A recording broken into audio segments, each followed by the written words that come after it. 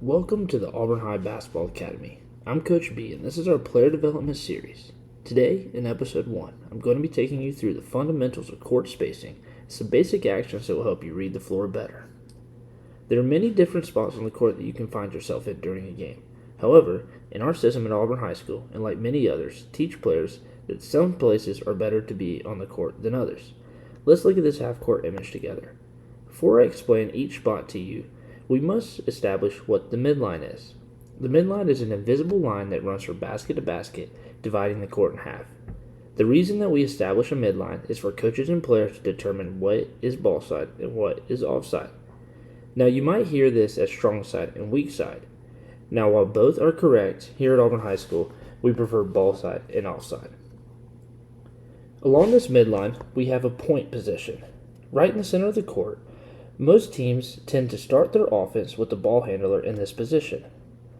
Another position that most offenses start in is the two slot positions. These spots run along the lane line extended, which means that you just run an imaginary line up along the edge of the paint towards the other paint. On the wings, we have the Houston spot.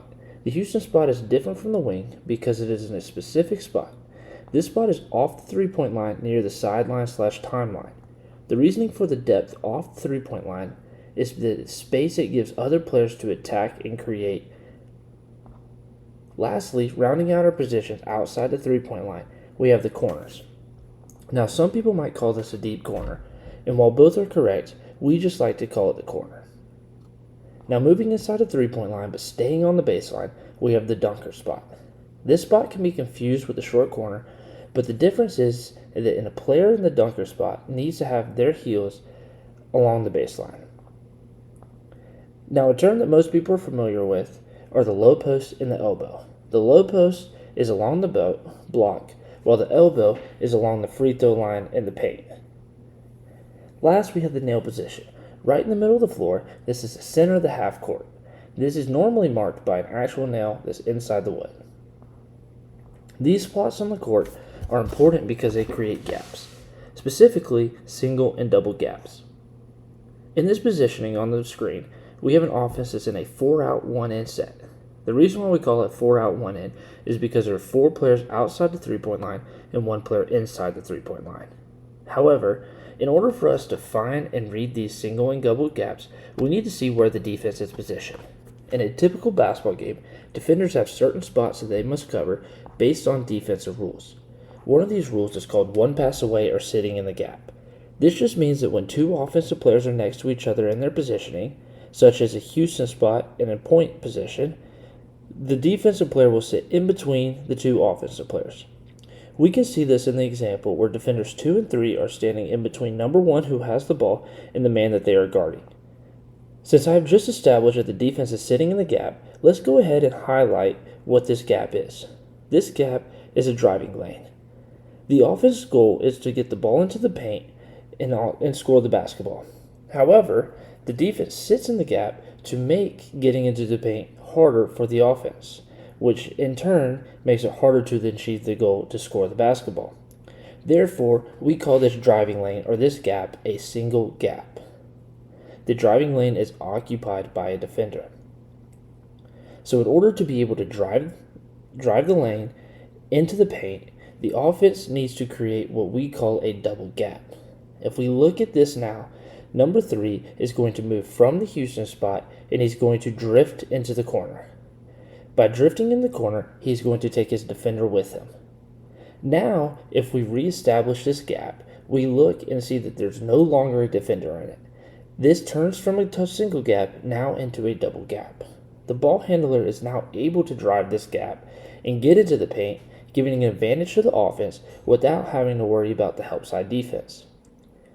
While this may seem simple on paper, these decisions of when and where to drive are quick and complex.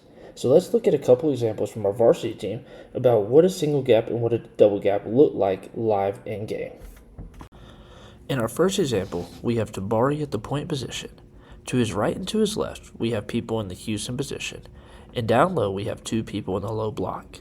Since Tabari has gotten the ball from the right Houston position, naturally he is going to want to drive to the left, moving the ball from the right side of the court to the left side of the court. In this gap, we can see that there is a defender that is guarding the left Houston spot. This is going to make this a single gap.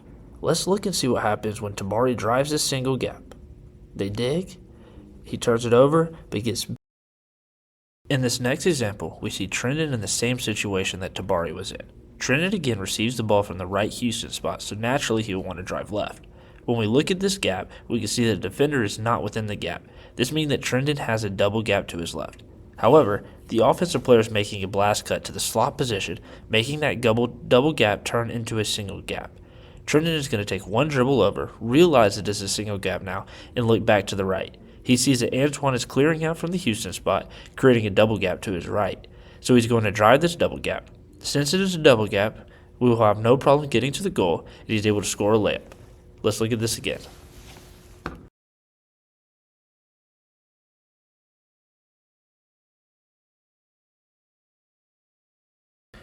In our final example, we're going to test to see if you can identify the gap.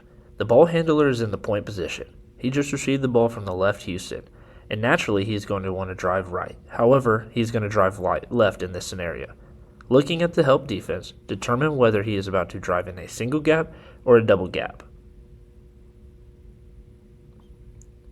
If you said single gap, you are correct. Let's recap what we talked about in episode 1. The first thing that we talked about was our court positioning. This includes our positions such as the point, the slot, the Houston, the corner, the dunkers, the low post, the elbow, and the nail. These positions allow for the offense to be able to identify single gaps and double gaps. By attacking double gaps instead of single gaps, the offense can force the defense to guard one offensive player with two defensive players. Now that you understand the fundamentals of court spacing and attacking double gaps as a ball handler, join us in episode 2 as we discuss attacking double gaps off the ball with blast cuts.